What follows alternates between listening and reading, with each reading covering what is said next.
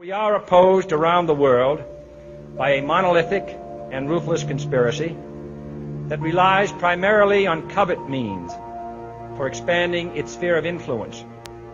It is a system which has conscripted vast human and material resources into the building of a tightly knit, highly efficient machine that combines military, diplomatic, intelligence, economic, scientific, and political operations.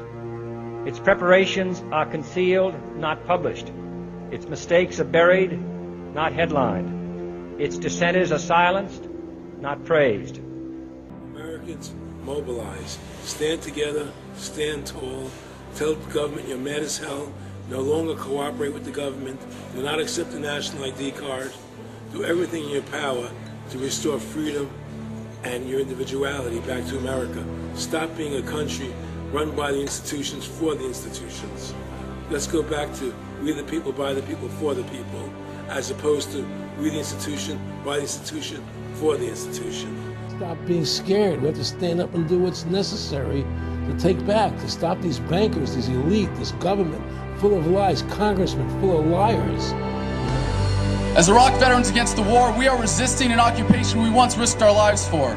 We swore to support and defend the Constitution of the United States of America, but we found out the hard way that the greatest enemies of the Constitution are not to be found in the sands of some far-off land, but rather right here at home. When injustice becomes law, resistance becomes duty. It is time we start meeting oppression with resistance. They cannot stop us. Humanity marches on. The utmost manifestation of love and devotion to America is today, as it always has been, resistance of tyranny. Resist we must, and resist we will. We will not be silent. We will not obey. We will not let our government destroy our humanity. We will not wait another moment in fear to stand up for what we know to be right. It is time we start meeting oppression with resistance. Northwoods, explain that really quick. This is 1962. The Joint Chiefs of Staff signed a document that was planning on having fake attacks on American civilians and blaming it on the Cubans to get us to go to war with Cuba. They were going to blow up a drone jetliner. They were going to send a jet into the air and blow it up. Oh my God! And blame the Cubans for it and get us to go to war with Cuba. Planning on having fake attacks on American civilians. The time when the operation of the machine becomes so odious, makes you so sick at heart that you can't take part. You can't even passively take part.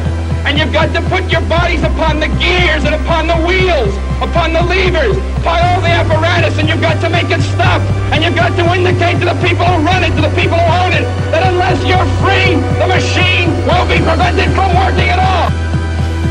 I served with Kilo Company, 3rd Battalion, 8th Marines as an automatic machine gunner. There's a term, once a Marine, always a Marine, but there's also the term, eat the apple, F the core. I don't work for you no more. And I'm a Marine. I took an oath to defend the Constitution. The Constitution! I didn't take an oath to defend these banksters.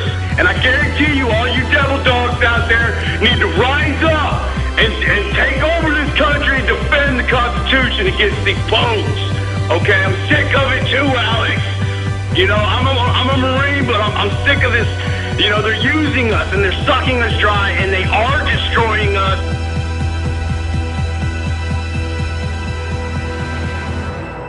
People should not be afraid of their governments. Governments should be afraid of their people.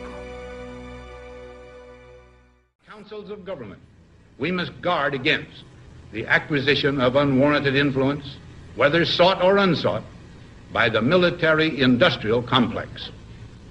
The potential for the disastrous rise of misplaced power exists and will persist. We must never let the weight of this combination endanger our liberties or democratic processes.